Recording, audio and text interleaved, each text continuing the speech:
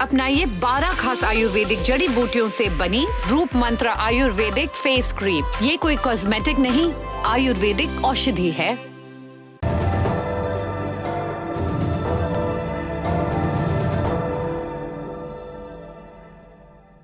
नमस्ते, मेरा नाम सौरभ द्विवेदी है और आप दुनियादारी देख रहे हैं। पुतिन वोर यानी कि पुतिन चोर है, ये हम नहीं कह रहे, ये नारा रूस में लग रहा है। 11 टाइम जोन में बटे रूस के 100 से भी ज्यादा शहरों में लाखों प्रदर्शनकारी इस वक्त सड़कों पर हैं। -50 डिग्री वाले सब आर्कटिक शहरों में भी पुतिन सरकार के खिलाफ रैलियां हो रही हैं। और ये सब जिस आदमी की अपील पर हो रहा है उसका नाम है एलेक्सी नवल्नी। पुतिन के सबसे नामी राजनीतिक विरोधी हैं नवल्नी। अगस्त 2020 में नवल्नी पर केमिकल अटैक हुआ था। जर्मनी में लंबा इलाज चला, फिर वो पिछले हफ्ते रूस वापस लौटते ही गिरफ्तार कर लिए गए। नवल्नी ये बात जानते थे, इसलिए लौटने से पहले ही वो एक ब्रह्मास्त्र का बंदोबस्त करके आए थे। क्या था ये ब्रह्मास्त्र? ये थी एक कथित जांच रिपोर्ट जिसकी फाइंडिंग का ब्यौरा 113 मिनट लंबे एक वीडियो में है। नवल्नी जेल गए, उनकी टीम ने यह वीडियो YouTube पर अपलोड कर दिया और इसके बाद ही रूस में पुतिन विरोधी प्रदर्शन तेज हो गए। ऐसा क्या था इस वीडियो में? इसका पुतिन के कथित आलीशान महल और उनकी सीक्रेट संपत्ति से, उनकी अय्याशियों से क्या कनेक्शन है? क्यों रूस के लोग पुतिन को चोर कह रहे हैं? आज के दुनियादारी में विस्तार से इस पर बात करेंगे। इस कहानी की शुरुआत होती है 14 बरस पहले की एक घटना से। तारीख थी 1 नवंबर 2006। सेंट्रल लंदन में एक होटल है, नाम है मिलेनियम। उस रोज शाम के 4 बजने में 1 मिनट की देर थी जब अलेक्जेंडर लित्विनेंको ने इस होटल के बार में कदम रखा। क्या थी लित्विनेंको की पहचान? वो एक जमाने में रूसी खुफिया एजेंसी KGB के जासूस थे। एक लंबे करियर के बाद 1998 में लित्विनेंको ने अपने डिपार्टमेंट से लड़ाई कर ली। कुछ मतभेद हो गए और इसकी वजह थी कि लित्विनेंको को लगता था कि उनके ऊपर के जो अधिकारी हैं, जो बड़े जासूस हैं, वो भ्रष्टाचार कर रहे हैं। नतीजतन लित्विनेंको को करप्शन के इल्जाम लगाने के बाद गिरफ्तार कर लिया गया। वो कई महीने कैद में रहे। बाद में उन्होंने जुगाड़ बिठाया और भागकर ब्रिटेन चले गए। ब्रिटेन आने के बाद लित्विनेंको रूस से जुड़े कई सनसनीखेज खुलासे करने लगे। उन्होंने एक किताब लिखी, blowing up Russia terror from within.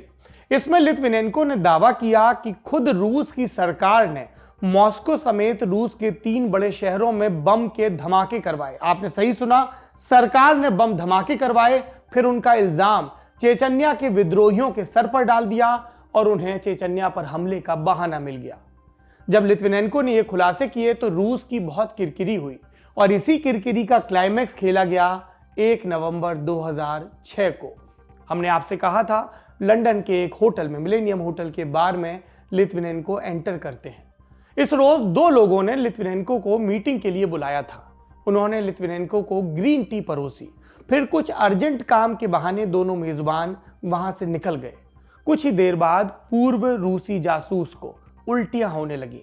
अस्पताल में भर्ती कराया गया।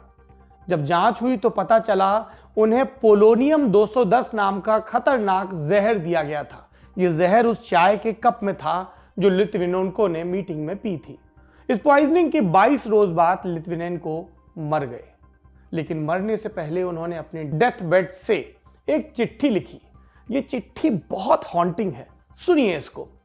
मैं मृत्युदूत के पंखों की आवाज सुन रहा हूं। मेरी इस हालत के जिम्मेदार तुम हो। याद रखना, बगावत की चीखें जिंदगी भर तुम्हारा पीछा नहीं छोड़ेंगी। दुनिया भर से विद्रोह की आवाजें तुम्हारे कानों में गूंजती रहेंगी। लित्विनेंको ने किसके नाम चिट्ठी लिखी थी? यह चिट्ठी थी पुतिन के नाम, वही पुतिन जिन पर लित्विनेंको को मरवाने का इल्जाम लगता है। इस कहानी से क्या आपको किसी हालिया घटना की याद आती है? सोच कर देखिए। लित्विनेंको का प्रसंग रूसी अपोजिशन लीडर एलेक्सी नवल्नी से कितना मिलता जुलता है। लित्विनेंको और नवल्नी दोनों ही पुतिन के घनघोर आलोचक, दोनों पर केमिकल अटैक हुआ और दोनों हमलों का इल्जाम पुतिन पर लगा। एक और भी चीज है जो दोनों के बीच कॉमन है। लित्विनेंको और नवल्नी दोनों ही पुतिन पर करप्शन का इल्जाम लगा रहे थे। लिथवेनेंको नहीं रहे, नवल्नी अभी जिंदा हैं, जेल में हैं और वहां रहकर भी पुतिन की कुर्सी हिला रहे हैं। नवल्नी पिछले कई वर्षों से पुतिन का राजनीतिक विरोध कर रहे थे। वो पुतिन और उनके सहयोगियों पर रूस को लूटने के आरोप लगाते रहे हैं। लेकिन बीते दिनों नवल्नी के इस एंटी पुतिन कैंपेन में एक बड़ा नाटकीय डेवलपमेंट हुआ और कैंपेन का फोकस एक आलीशान महल पर शिफ्ट हो गया। कौन सा महल है ये? दक्षिणी रूस में ब्लैक सी के किनारे एक शहर है जेलेंजिक। यहां जंगल के बीच तकरीबन 170 एकड़ के इलाके में फैली एक आयताकार इमारत है। इमारत क्या, इसे मॉडर्न महल कहिए। इसके भीतर 2 हेलीपैड, इंडोर सिनेमा घर और कैसीनो है। इस महल का प्रचलित नाम है पुतिन्स पैलेस, यानी पुतिन का महल। इस महल का किस्सा पिछले कई वर्षों से खबरों में है और इसमें 2 किरदार हैं जो बार बार आते हैं। गौर से सुनिएगा। एक किरदार का नाम है शामालोव और दूसरे का गोरेलोव। शामालोव और गोरेलोव की पुतिन के साथ पुरानी दोस्ती थी। पुतिन के राष्ट्रपति बनने के बाद इनकी दौलत खूब बढ़ी, शामालोव और गोरेलोव की। आरोप यह था कि दोनों की इस बढ़ती रईसी के पीछे पुतिन का हाथ है। कैसे, आपको विस्तार से बताते हैं, गौर से सुनिएगा।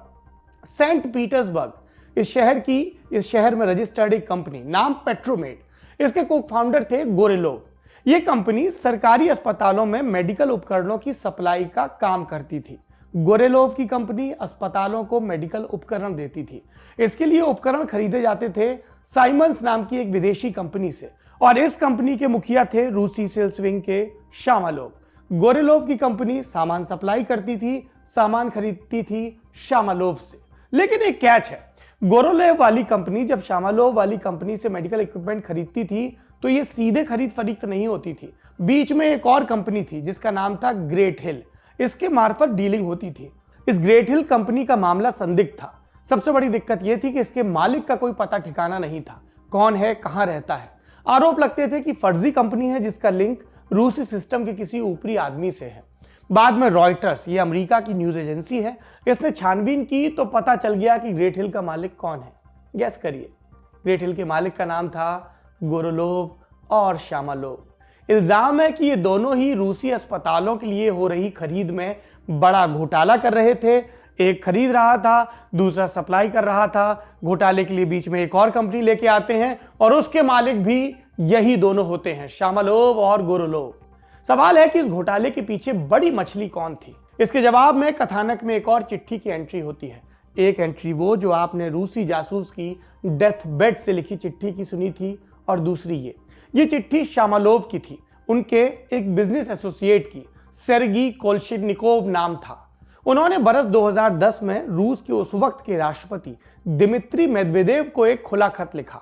इसमें दावा किया कि शामालोव ब्लैक सी के पास एक आलीशान महल बनवा रहा है पुतिन के लिए और इस महल को बनवाने के लिए जो पैसा आ रहा है वो सरकारी हेल्थ केयर प्रोजेक्ट में शामिल कुछ कंपनियों से आ रहा है। तो यह है पुतिन के उस कथित महल और उससे जुड़े भ्रष्टाचार के आरोपों का बैकग्राउंड। ये सब आपने समझ लिया। अब वापस नवल्नी पर आते हैं। हमने आपको शुरुआत में बताया कि नवल्नी जर्मनी से रूस लौटे, उन्हें पता था कि गिरफ्तार हो सकते हैं, इसलिए उन्होंने एडवांस में एक वीडियो रिकॉर्ड कर टीम को दिया था, इस ताकीद के साथ कि अगर मैं गिरफ्तार हो जाऊं तो वीडियो अपलोड कर देना इंग्लिश सबटाइटल के साथ, ताकि वीडियो का कंटेंट रूसी न जानने वाले लोग भी समझ सकें। इस वीडियो में क्या था? इसमें पुतिन के उसी कथित महल की जांच रिपोर्ट है, महल का पूरा फ्लोर प्लान, इसके भीतर की तस्वीर है, वीडियो का 3D मॉडल भी। इसके मुताबिक इस महल का सिर्फ living space 2 lakh square feet में फैला है। हमारी तरह जो लोग शहरों में रहते हैं, फ्लैट्स में रहते हैं, वो समझ जाएंगे कि ये कितनी बड़ी लंबाई चौड़ाई के हिसाब से मात्रा है, 2 lakh square feet. Ground floor पर स्पा, मूवी थिएटर, बड़ा सा वाइन भंडार, पहली मंजिल पर बड़ा सा कसीनो और हुक्का लाउंज, इसके भीतर पोल डांसिंग का भी एक बड़ा सा स्टेज, महल में आइस हॉकी के लिए अंडरग्राउंड स्टेडियम और चर्च भी। इसके अलावा समंदर के किनारे जाने के लिए एक सीक्रेट सुरंग और दावा ये कि ये रूस की सबसे विशाल प्राइवेट प्रॉपर्टी है। नवल्नी के मुताबिक महल के आसपास की करीब 77 स्क्वायर किलोमीटर की जमीन पर रूस की खुफिया एजेंसी FSB का कंट्रोल है। महल के ऊपर कोई हवाई जहाज नहीं उड़ा सकता, यानी कि ये नो फ्लाई जोन है, बिना परमिशन कोई नहीं उड़ सकता। कोस्ट गार्ड भी इसके 1.5 किलोमीटर की परिधि में किसी नाव को नहीं घुसने देते।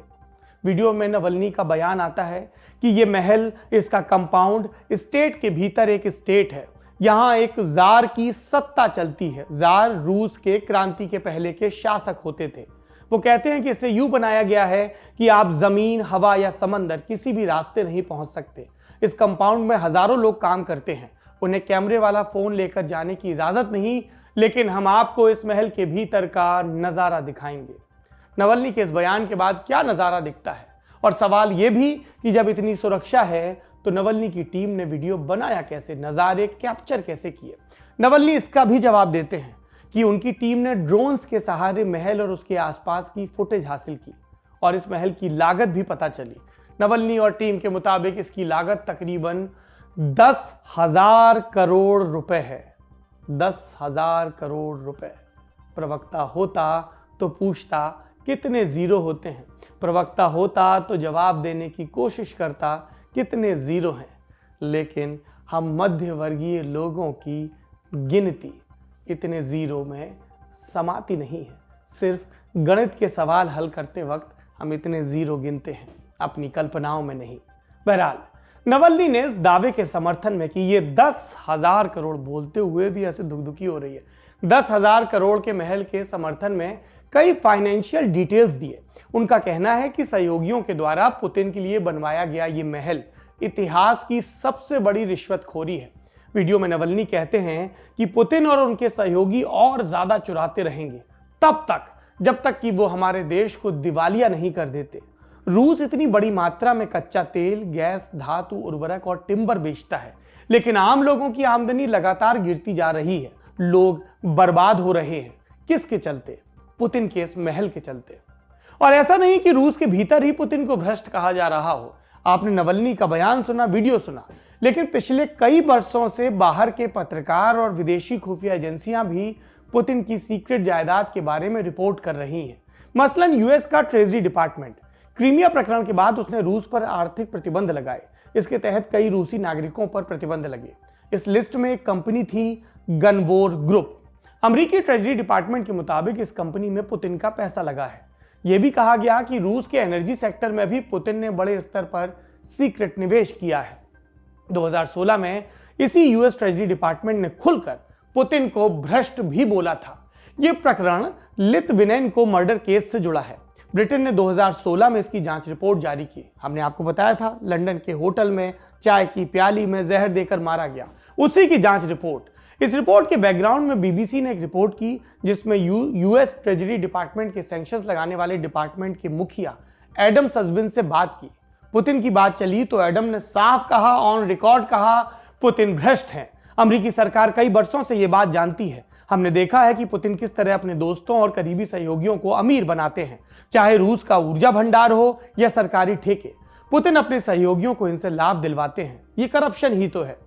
आपने बयान सुना, पुतिन का नाम फोर्ब्स की किसी बिलियनर रैंकिंग में नहीं आता है, लेकिन आपकी जानकारी के लिए यह भी बता दें कि उनके पास अनुमान है 5 लाख करोड़ से अधिक की संपत्ति हो सकती है। और अगर यह अनुमान सही है तो फिर पुतिन विश्व इतिहास के न सिर्फ सबसे अमीर राष्ट्राध्यक्ष हैं, बल्कि वो दुनिया के सबसे अमीर लोगों में शामिल हैं। पुतिन के बारे में आपने इतने इल्जाम सुने, अब आप पुतिन पर लगे करप्शन के इल्जामों पर उनका बयान भी सुन लीजिए। वो इनसे साफ इनकार करते हैं। क्रेमलिन कहता है कि ये आरोप, महल की बातें निरी बकवास हैं। पुतिन और क्रेमलिन नकारते जाते हैं, लेकिन बदहाल इकोनॉमी में फंसी रूस की जनता करप्शन के मुद्दे पर पुतिन के खिलाफ लगातार लामबंद होती जा रही है। रूस ने कभी जार के खिलाफ क्रांति की थी, आज पुतिन का दर्जा भी जार से कम नहीं लगता। उन्होंने लाइफ टाइम प्रेसिडेंसी ले ली, कानून बना दिया कि पद छोड़ने के बाद भी उन पर कोई मुकदमा नहीं चल सकता। वो खुद को जिस तरह से इम्यूनिटी दे रहे हैं, उससे यही लगता है कि भीतर ही भीतर बहुत डरे हैं। लिथविनेंको की मरने से पहले की गई भविष्यवाणी शायद सच हो रही है। सच में बगावत की चीखें पुतिन का पीछा नहीं छोड़ रही। यह था आज का बड़ी खबर सेगमेंट। अब सुर्खियों की तरफ चलते हैं। पहली सुर्खी पड़ोस के देश नेपाल से है। वहां सत्तारूढ़ नेपाल कम्युनिस्ट पार्टी के विरोधी गुट ने प्रधानमंत्री केपी शर्मा ओली को पार्टी से निकाल दिया है। यह फैसला लेने से पहले गुट के नेता पुष्प कमल दहल के नेतृत्व में विरोधी नेताओं ने ओली को चिट्ठी भेजी थी। इसमें संसद भंग करने के फैसले को असंवैधानिक बताते हुए ओली से पूछा गया था कि उन्हें पार्टी से क्यों ना निकाला जाए। ओली ने इस चिट्ठी का कोई जवाब नहीं दिया। देहलगुट का कहना है कि अनुशासनहीनता की, इसलिए पार्टी से निकाल दिया गया प्रधानमंत्री को। दूसरी सुर्खी ताइवान से है। चीन फिर से ताइवान के साथ गुंडागर्दी कर रहा है। बीते वीकेंड उसने ताइवान की हवाई सीमा में करीब 28 लड़ाकू विमान भेजे। इसके जवाब में ताइवान ने एयर स्पेस में अपनी सुरक्षा बढ़ाई। चीनी घुसपैठ के जवाब में अमेरिका ने भी बयान जारी किया। बाइडेन एडमिनिस्ट्रेशन ने इस बयान में ताइवान के प्रति समर्थन दोहराया। उनका बहुत बड़ा सा लड़ाकू जहाज रूजवेल्ट भी खूब चक्कर लगाने लगा है वहां पे। बयान में कहा, चीन ताइवान को उकसाना बंद करे। तीसरी सुर्खी चिली से है। यहां सरकार ने एक टेक्निकल भूल की और इसके चक्कर में कांड हो गया। भयानक पैनिक फैल गया।